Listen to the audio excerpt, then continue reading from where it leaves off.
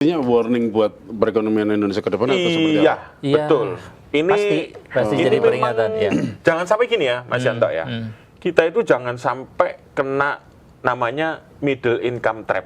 Yap. Hmm. Kalau Itu sudah sering masuk banget ke dikatakan ya. middle income trap yang sekitar 5 ribuan, pertumbuhan 5% bagi Indonesia itu kurang, menciptakan betul. lapangan kerjanya juga kurang Betul, gitu. betul. Jangan sampai orang itu harus keluar dari itu memang tidak gampang. Tapi memang kita harus keluar dari itu dengan caranya ya masing-masing ada ya. Iya, Kita betul. harus punya mesin pertumbuhan ekonomi yang lebih dari satu. Betul. Jadi tidak hanya belanja pemerintah gitu. Ya, Harus ada hilirisasi industri yang berbasis ekspor, Betul, misalnya ya, betul, Mas betul, Yanto ya. betul. Kita udah menjadi pengekspor komoditi, betul. batu bara, sawit, oke Iya. kita bangga. Cuman kan itu bentuknya masih bahan mentah ya, Ekstraktif ya. ekstraktif. Jadi ngambil dari tanah di kita baru diekspor. Langsung. Sementara Nggak dia Nggak ada apain. nilai tambah di tidak situ. diolah dulu, Betul. kemudian nilainya bisa berlipat ganda. Iya, betul. Mau tidak mau memang kita harus orientasi ke situ dan membangun industri yang berbasis ekspor. Nah ini menarik nih, Ya, Mas Bung. gimana Ini tadi ya. disampaikan Mas Bung bagaimana industri hilirisasi ini jalan. Ya, Karena bagaimanapun industri itu, terutama manufaktur gitu ya, itu kan jelas-jelas sektornya sektor formal. Betul. Tercatat semua aktivitas ekonomi. Kalau sektor manufakturnya ini tumbuh, yes. manufaktur tumbuh, Menyerap tenaga kerjanya masuk, Nah, setelah bekerja mereka dapat income, mereka belanja. Belanja. ya. Nah itu Dari kuncinya. belanja muncul lagi Muncul aktivitas ekonomi lain, lapangan kerja pekerjaan lain. baru. Iya. Kan kalau misalnya industri tumbuh itu, di kawasan industri itu nggak hanya bikin sesuatu ya, misalnya bikin baut misalnya. Kan ada suppliernya, Ya, benar. ada bahan bakunya, termasuk tadi yang Berkembanglah di disebut situ. hilirisasinya itu. Sekarang hilirisasi kita udah jalan sampai misalnya produk setengah jadi, Nah, katakanlah setengah jadi, misalnya. oke. Karena untuk ke produk akhir kan memang belum Belum sampai. sempurna kan, karena pendalaman industri kita memang Ya. masih belum sedalam Cina gitu ya. Ya. Cina itu sampai bikin peniti, bikin paku, Semua paku nggak ada yang payung, bisa dibikin. Mereka produksi sendiri. Kita yang belinya. Artinya pasar mereka ke sini. Betul. Ya termasuk mobil ya Mas. Iya. Mobil listrik Iya. sekarang banjir, kenapa mereka bisa banjir padahal bahan bakunya nikelnya taruh di kita punya. Iya.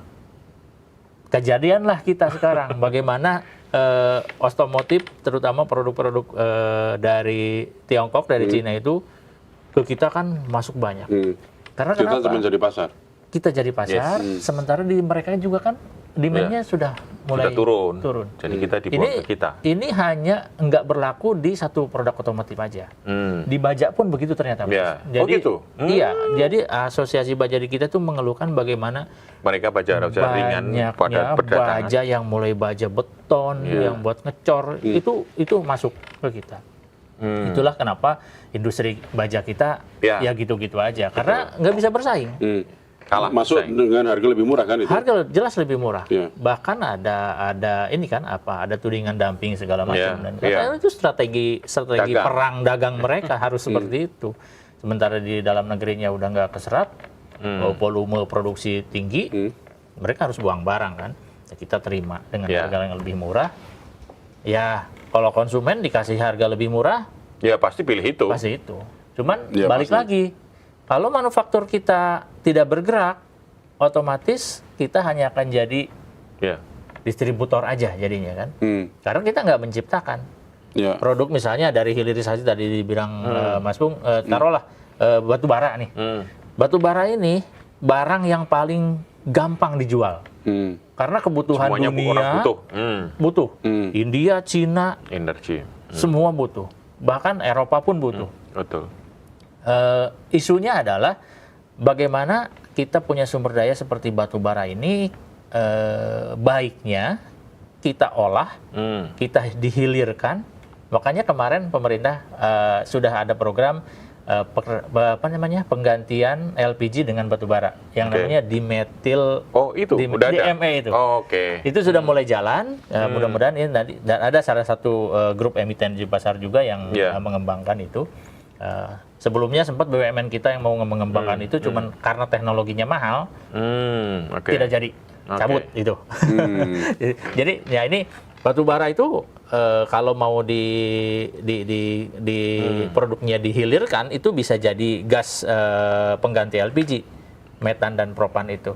Bahkan untuk pengganti gas alam pun sudah mulai juga dilaksanakan oleh salah satu perusahaan BUMN kita.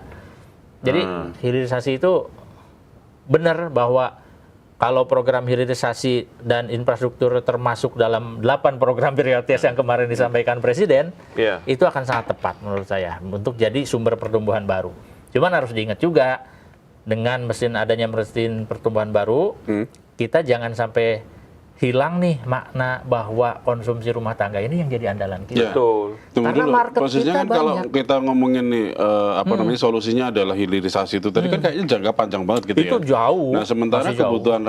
kebutuhan di kelas menengah ini kan udah sangat-sangat dikejar-kejar terus Iya, gitu kan. betul. Deadline-nya dekat banget gini. Karena kan. terjadinya sekarang Iya, ya. karena posisinya tagihan kan Betul. muncul terus nih tahunan gitu kan. Nah, Betul. ini yang sudah dilakukan pemerintah dan yang harus dilakukan apa kira-kira? Kalau sekarang mungkin yang sudah dilakukan? Perlinsos, bantuan Nah, sosial itu nah, kan yang Perlinsos itu kan- instannya kan, Betul, yang itu- instan yang itu kan. Itu solusi itu kan- sementara.